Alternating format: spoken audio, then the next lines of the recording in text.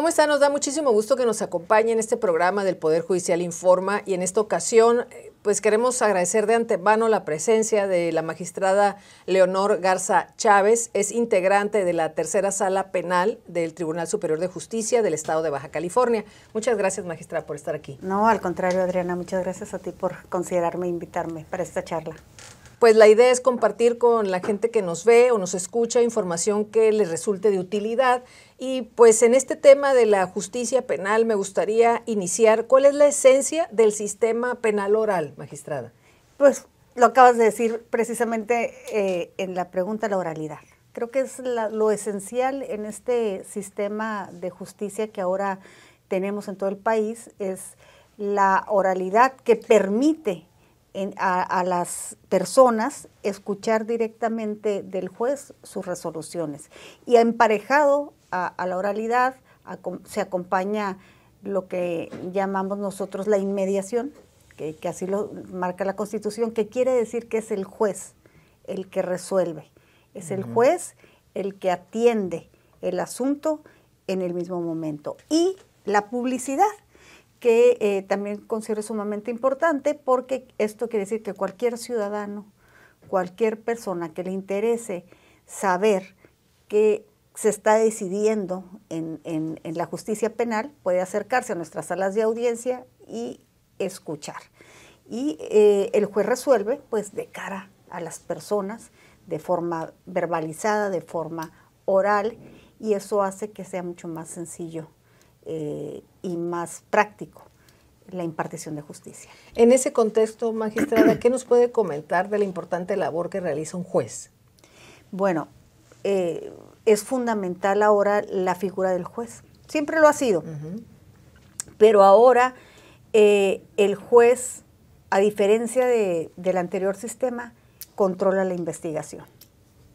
¿Qué quiere decir esto? Que el juez es el encargado de verificar, una vez que la investigación ha sido formalizada, por decirlo de alguna manera, que se cumpla con todos los requisitos o todo lo que debe hacer el agente del Ministerio Público, verificar que esa investigación sea llevada de acuerdo a lo que marca la codificación. Entonces, creo que eso es lo más importante actualmente de lo que del cambio de sistema y la figura del juez, sumado a lo que yo decía anteriormente, que es que el juez ahora resuelve directamente, verbalmente y de cara a la ciudadanía. Es decir, al momento que se promueve es el mismo momento en que el juez resuelve. Ahora, al mencionar esto, al destacar esto como habilidades o ventajas, mejor dicho, ¿cómo era antes que nos permite tener una idea clara de por qué estamos en una ventaja con este sistema oral? Bien, primero los tiempos, ¿no? Porque un asunto en materia penal, en el sistema tradicional que era escrito, pues podría durar años, ¿no? Ahora lo que se busca es que un asunto pueda concluir hasta en una sola audiencia, ¿no? O, bueno, ya hay otros aspectos en el procedimiento que te llevan hasta un juicio, pero pues se busca que no sea más de 2 años para la tramitación de un asunto. Entonces, además de la practicidad y la celeridad en los procedimientos, que los juzgadores, lo vuelvo a repetir, resuelven ellos, el juez.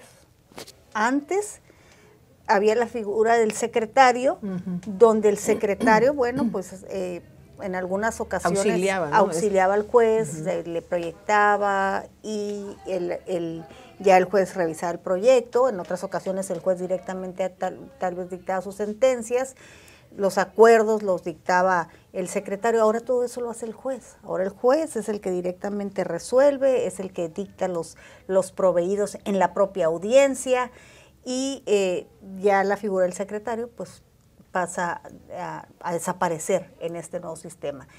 Porque es lo que se busca, la esencia es de que sea el juez y que el juez palpe y vea a las partes ahí y pueda entonces, en base al debate que se da en audiencia, resolver, vuelvo a repetir, a la vista de las partes. Ahora, resolver para el juez implica escuchar a las partes, en este caso Fiscalía y la defensa. Sí. Pero ¿es escuchar lo que ellos exponen y el juez decide, o el juez tiene alguna participación en eso de comentar, es que está esta otra cosa que se debe poner en la mesa, o es solo de lo que escucha de las partes? Bien, hay algo que se llama contradicción, que es el ejercicio de contradicción, que es una también característica de este sistema, donde, bueno, pues el fiscal expone, por ejemplo, su teoría del caso, sí, plantea la imputación en un momento dado y existe la contradicción por parte de la defensa. El asesor jurídico de la víctima también tiene una participación. El juez escucha el debate, escucha las pruebas o datos de prueba, depende del tipo de audiencia que se da, y es entonces, en base a lo que el juez escucha en audiencia, que resuelve. Es muy importante también decir que el juez no trae un conocimiento previo a lo que va a pasar. O sea, cuando eres juez, llegas a tu estrado, te sientas, lo único que tienes es una hoja y una pluma donde tomas nota de lo que escuchas, ¿no? Quien quiere tomar nota, pero no hay más. O sea, el juez no tiene las constancias de la carpeta de investigación, por ejemplo, no tiene tampoco conocimiento previo de las pruebas que se van a que van a desahogar, del contenido de la prueba, quiero decir. El juez llega sin ningún prejuicio a resolver, y entonces sí resuelve en base a lo que escucha en la audiencia. A eso iba, magistrada, el por qué el juez no tenga conocimiento, es decir, tenga conocimiento en el momento que se le asigna a la audiencia y está frente a las partes. ¿Qué se trata de hacer con eso? La no contaminación en las determinaciones de los jueces, el no prejuzgar, que el juez venga libre de todo prejuicio, de todo conocimiento de la causa, para que pueda en un momento dado libremente, independientemente, resolver con relación a lo que marque la ley y la Constitución. En este proceso, ¿qué diferencia o en dónde intervienen las salidas alternas? Es decir, en este panorama, ¿cómo pudiéramos hablar de la salida alterna y de otras resoluciones que da un juez? Es un tema verdaderamente importante, porque a diferencia del sistema tradicional, ahora tenemos esta nueva opción, que la salida alterna es una forma de terminar el procedimiento. Hay varias formas de terminar un procedimiento. Una es a través del juicio oral, a través de una terminación anticipada, que es el procedimiento abreviado, y otra es una salida alterna al procedimiento, que son dos: el acuerdo reparatorio para ciertas figuras y la suspensión condicional del proceso. ¿Y qué es esto?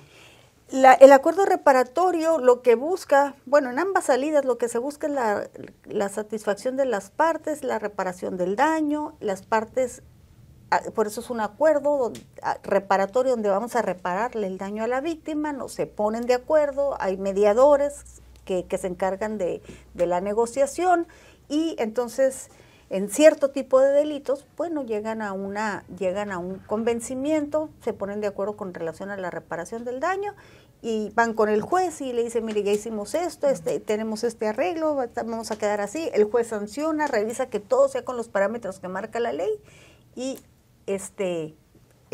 aprueba el acuerdo reparatorio, si cumple con todo. Y este acuerdo reparatorio pues puede ser de un cumplimiento inmediato, es decir, te debo 50 pesos y te pagué 50 pesos aquí delante del juez y damos concluido. Y se acaba. O puede decir, bueno, los 50 pesos te los voy a pagar en 3 meses. Y entonces se hace este lapso, al final del tiempo programado, vuelve el juez a revisar si se cumplió y se termina el procedimiento. Si incumples, pues se reapertura el procedimiento con las consecuencias que conlleven.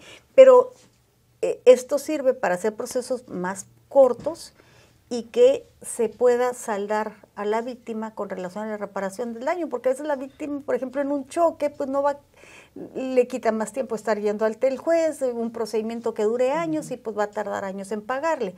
Y en cambio, puede ser que si vas ante el juez, te arreglas, se sanciona y se termina en una sola audiencia. ¿no? Incluso esto se puede hacer hasta antes de llegar al juez, pueden hacer en sede ministerial este tipo también de acuerdos. Como parte del trabajo de fiscalía. De fiscalía. Y la suspensión condicional, que es para otras figuras delictivas, es también busca la reparación del daño, pero aparte de que se tiene que hacer un plan de reparación del daño para la víctima, por el tipo de delitos se somete al imputado a condiciones, un catálogo de condiciones que el código marca, donde, por ejemplo, puede ser desde no acercarte a la víctima, de no salir de la demarcación, diverso tipo de condiciones que marca el código, donde tengo que reparar el daño y tengo que cumplir con estas condiciones. Entonces, al tiempo, el juez revisa, pues si cumpliste con el plan de reparación del daño, si cumpliste con todas las condiciones que se te impusieron, tomar una terapia psicológica, o sea, entonces doy por concluido el procedimiento. En ambos casos tienen efectos de extinción de la acción penal si se cumple, sentencia absolutoria y se termina el asunto, la persona queda sin antecedente penal, la víctima se le repara el daño y en la suspensión pues lo que se busca es como reintegrar, ¿no? al imputado en la sociedad. Y con eso concluye el procedimiento. En caso de incumplimiento, pues se va a continuar con la secuela procesal y también pierde la oportunidad de más adelante tener un acuerdo reparatorio en otro asunto. ¿Por qué? Porque incumpliste. Entonces, es la verdad que es una de las bondades del procedimiento que en cierto tipo de asuntos permite la conclusión. Porque muchas veces hay la pregunta, bueno, a veces ¿qué se quiere? O justicia o venganza. Ahí puede estar esta disyuntiva, entonces a veces, bueno, lo que se quiere buscar es justicia y lo mejor para todos. Y rápida, exacto. Y una vez que no se llega a ninguna de estas dos vías, o sea, se da un proceso que iniciaría ¿con qué tipo de audiencia? No, continuaría. Continuaría, porque el proceso ya está iniciado, ya continuaría.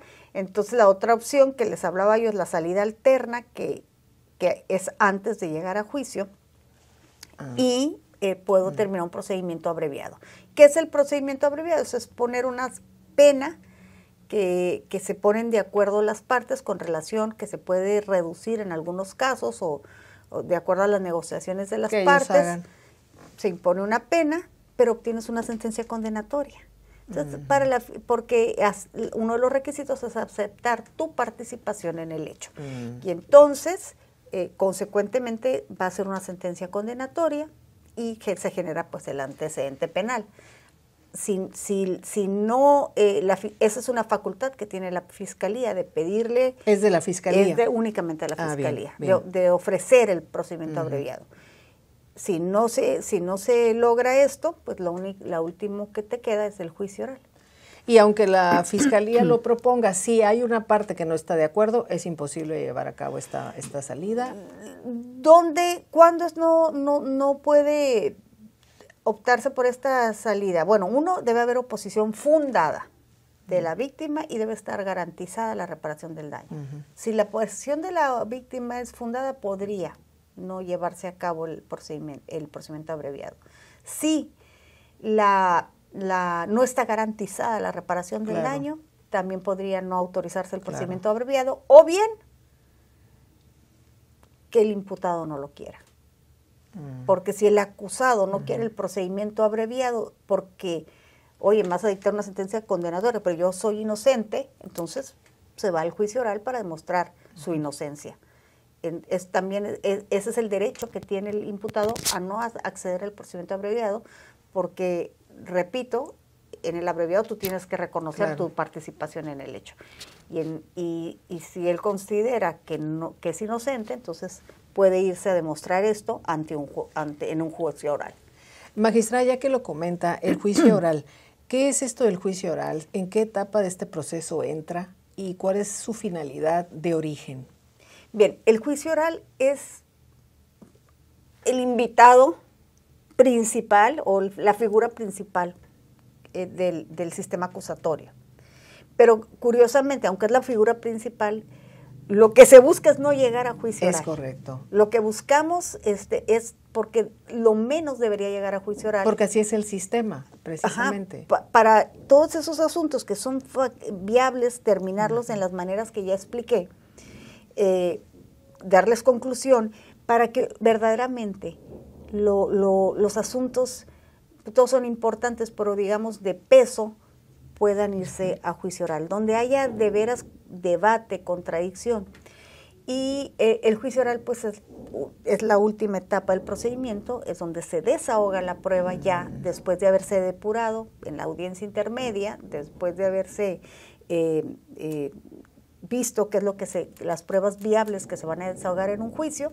Llegas a juicio oral, se desahoga la prueba, escucha el juez directamente el desahogo de la prueba, la ve directamente el desahogo de la prueba, escucha a las partes, sus alegatos, sus conclusiones, y entonces emite la sentencia, que en el caso corresponda, ya sea condenatoria o de absolución.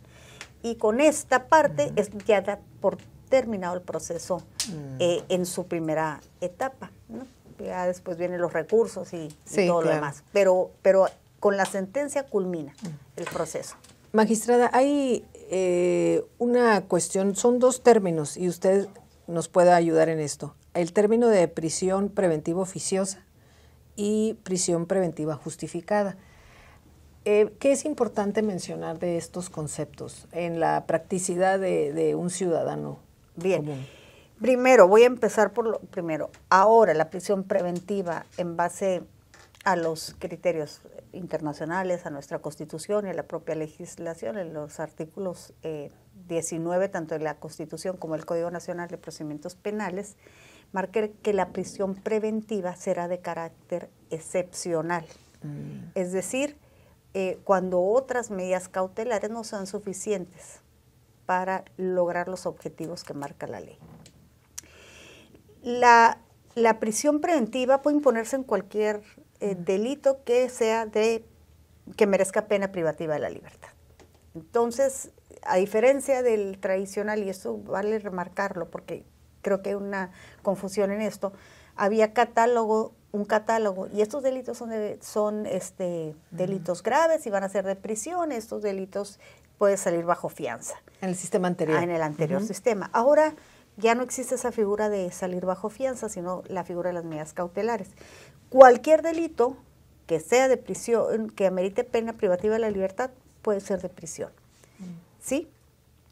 Por eso es la excepcionalidad de la medida. Por eso se impone de manera excepcional, porque cualquiera puede estar, puede ser privativa de la libertad. La ley marca los supuestos, 3 supuestos, para poder imponer las medidas. Es decir, el primer supuesto, bueno, es que exista un riesgo de fuga, que puede interferir en el procedimiento de manera somera, o que la víctima corra peligro, o la sociedad, de manera general. Esos son los 3 parámetros que la ley le marca al juzgador para que pueda determinar, en base al debate en audiencia, si ese asunto es de prisión preventiva. Si la persona va a cárcel o no. Ajá, exacto. Prisión preventiva justificada. ¿Para qué es la prisión preventiva? Es para que durante el procedimiento aseguremos la comparecencia del imputado al proceso. Es para eso nada más. Para que podamos llevar este procedimiento sin obstáculos, que fluya, que termine rápido, y como no hay donde te pueda localizar o no hay cómo, entonces te voy a imponer la prisión preventiva y vas a asistir a tu procedimiento privado de la libertad. Esta sería la prisión preventiva justificada. ¿Por qué justificada? Porque el Ministerio Público ante el juez deberá justificarle en base a esos 3 supuestos que la persona debe quedar detenida. Eso también es de la Fiscalía. La Fiscalía tiene que solicitarlo la Fiscalía al juez. es la única que puede solicitar la prisión preventiva y que le debe justificar. ¿Por qué se requiere la prisión preventiva? Si la Fiscalía se queda corta, no justifica como debe ser, no acredita la necesidad de la cautela que le llamamos nosotros, es decir, que esto es que se va a evadir de la acción de la justicia de la persona. Si esto no lo justifica, pues el juez no puede aplicar la prisión preventiva. La prisión preventiva oficiosa es aquella que se impone de manera automática. En un catálogo de delitos que marca nuestra Constitución, y en base a esos delitos, por ejemplo, homicidio, bueno, es de prisión preventiva oficiosa, es decir, el juez ya no tiene que abrir debate, ya el juez automáticamente le impone, porque así lo marca la Constitución. Bueno, esa es como la diferencia. En la justificada, el Ministerio Público tiene que justificar por qué la persona debe estar en prisión. En la oficiosa no hay necesidad de justificación. Ahora, no me voy a meter a otros temas donde ahora ya hay otros criterios, donde ahora se está buscando que todas las prisiones sean justificadas y no oficiosas, que son otros temas que están en la mesa en este momento y que están pendientes que sean resueltos por la Suprema Corte. Magistrada, por último, para hablar sobre el tema de los derechos humanos en este sistema, a veces se escucha que pareciera que los derechos humanos solo se aplican a los imputados, pero en realidad el espíritu de ese sistema, ¿cuál es en el contexto de los derechos humanos? Este nuevo sistema es un sistema de derechos humanos. Yo siempre he dicho, ahora los jueces de control, los jueces penales son jueces de derechos humanos, son los vigilantes de los derechos humanos de las personas. Y qué bueno que lo dices, Adriana, porque los derechos humanos no son del imputado. El derecho humano, nacimos con el derecho humano. Yo tengo el derecho a transitar libremente en mi país y yo nací con ese derecho, ¿no? Yo tengo el derecho a la salud, pero yo nací con ese derecho a la salud. El derecho a no ser privado de la libertad. Yo nací con el derecho a ser libre. Y así podemos hablar de todos los derechos humanos con los que nacimos. Son inherentes a nosotros. Nadie nos los da. Nadie te los otorga. Tú los tienes, porque es tu derecho, es tuyo. Las autoridades no te damos el derecho a... La ley no te da, tú naciste con ese derecho. Hay restricciones a ese derecho con el que tú naciste. Esa es otra cuestión. Entonces, creo que hay una equivocada concepción sobre los derechos humanos. No distinguen, porque todos nacimos con nuestros derechos humanos, entonces hasta el peor delincuente, pues tiene sus derechos, que se pueden restringir, como le decía. Por eso hay prisión preventiva, por eso hay orden de aprehensión. Son excepciones al derecho a la libertad. ¿Cuándo restringo el derecho a la libertad? Bueno, pues cuando te portas mal, entonces te emito una orden de aprehensión. Claro. Y entonces ya ahí hay una restricción a ese derecho. Y tanto la víctima como el imputado están en un mismo plano.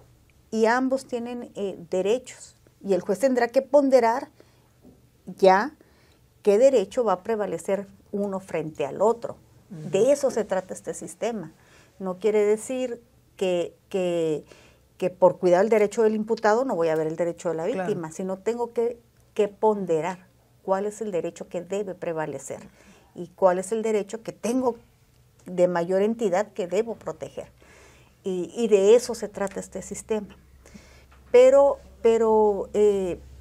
no son exclusivos de los imputados. Así es. Magistrada, para un comentario final ante la gente que nos esté viendo o escuchando sobre el tema, ¿con qué comentario le gustaría cerrar? Me gustaría cerrar diciendo que la sociedad debe confiar en sus jueces, porque no somos los personajes favoritos, actualmente no lo somos, los juzgadores. Sin embargo, por mis años de experiencia, la mayoría, hay excepciones en todos lados, pero la mayoría son gente entregada, gente que estudia, son profesionales que toda la vida se han dedicado a eso y que emiten de verdad resoluciones desde el estudio, desde la conciencia de lo que están revisando, haciendo, y que yo creo o estimo que la sociedad debe acercarse a lo que hacemos. Estos programas son muy buenos porque entonces difundimos lo que estamos haciendo. Y puede haber alguna decisión equivocada de algún juez, puede ser que algo, pues siempre hay una parte que gana y otra que pierde, entonces alguien no va a quedar contento con la determinación del juez, pero en general, si las personas se acercaran, la sociedad se acercara realmente a lo que hacemos en el Poder Judicial, a lo que hacen nuestros jueces, a la forma en que trabajan, a las determinaciones que toman, entonces creo que serían más confiable o confiarían más en las determinaciones de los jueces. Yo estimo que esa es la clave, que la sociedad sepa y difundamos lo que estamos haciendo.